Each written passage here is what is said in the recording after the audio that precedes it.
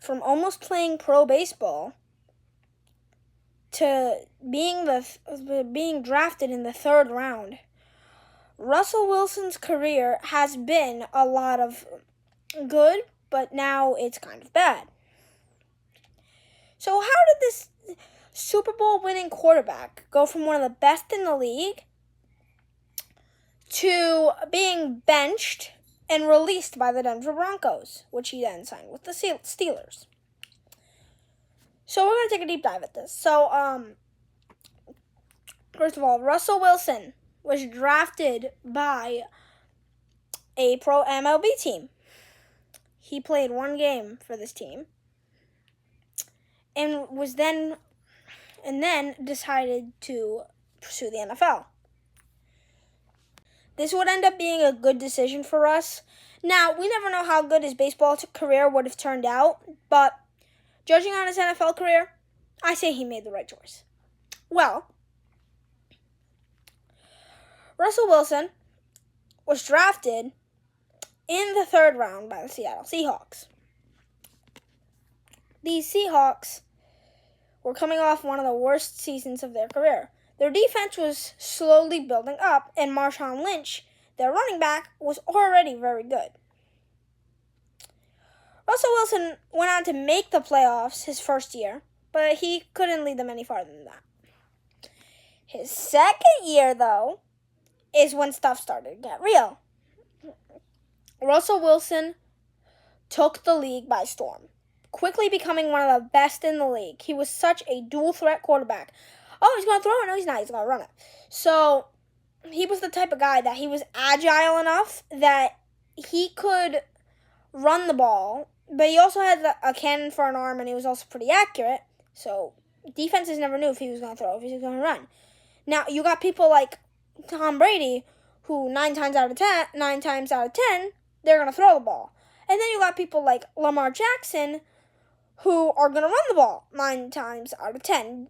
Russell Wilson, it was like a 50-50 shot. Defenses never really knew.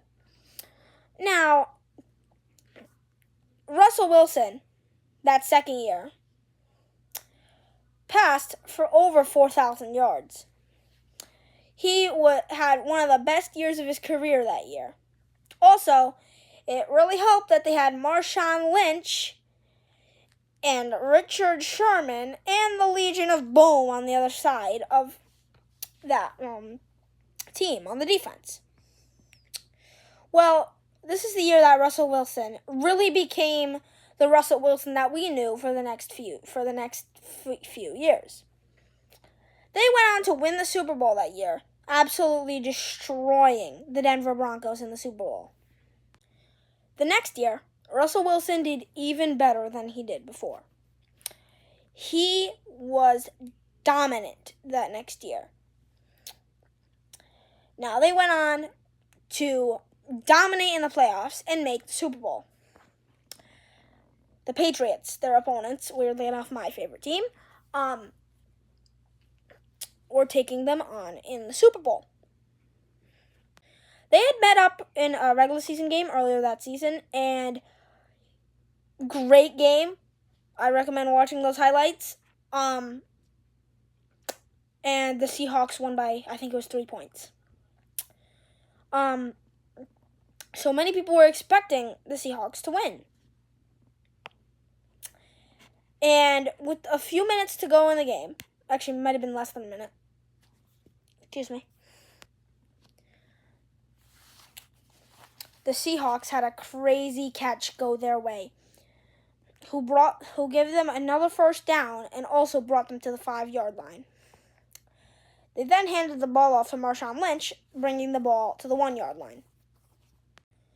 All the Seahawks had to do was run the ball, and they had their 2nd Super Bowl. Instead, they decided to throw it. I'll be honest, Russell Wilson made a great read that play. Malcolm Butler came out of nowhere and made the interception. Yeah. So, I'm sorry to any Seahawks fans if I brought up bad memories, but yeah, that's how it went. the next few years, the Seahawks did really good, but they could never really get past the playoffs. Now, they got really close multiple times. Once they made the NFC Championship game, they made the divisional round multiple times, and went to the wild card almost every year. In 2019, Russell Wilson had a down year, but he was still pretty good. He was still an elite QB. The Denver Broncos, who were coming off one of the worst seasons in franchise history, decided to put in an offer on Russell Wilson. Seahawks were like, take him. So, yeah, he ended up on the Broncos. So many Broncos fans were finally like, yes, this team is going to do good. They did not do good. Russell Wilson had one of the worst years of his career the first year he was in Denver. Now, the Broncos wanted to give it another shot, so they sent Russ back out there for the next year. And the same thing happened. He had a pretty horrible year.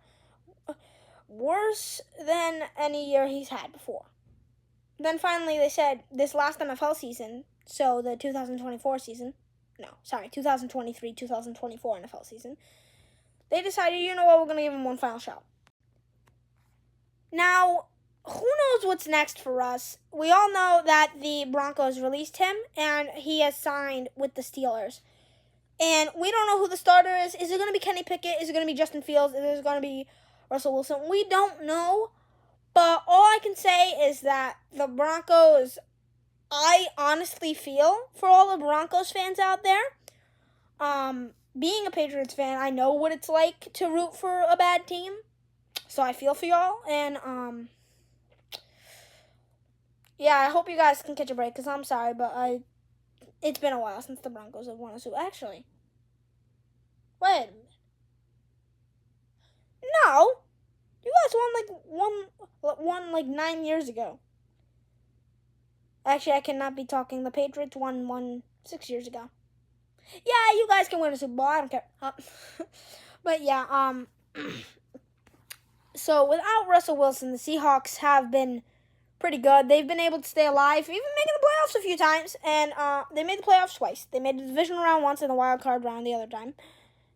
And even though this past year they didn't make the playoffs, they still had a pretty decent record. And who expected Geno Smith to come out of nowhere and just bring this team back to greatness? And I'm excited to see what's next for the Seahawks and Russell Wilson. Well, either way, that was it for the first ever podcast. I'm trying this new thing out where I talk about like the rise and fall of NFL players and stuff like that, and sometimes it'll be NASCAR related. So I'm trying out with Russell Wilson. This might be a one-time thing, depends how many views it gets, because if it doesn't get views, I'm not going to do this again. But yeah, this is just a little tryout thing. So yeah, if you get this to I'm going to do 30 views, and I'll do another one. All right, thank you guys so much for watching. This was Jacob Days Gaming Podcast. I'll see you in the next one. Bye.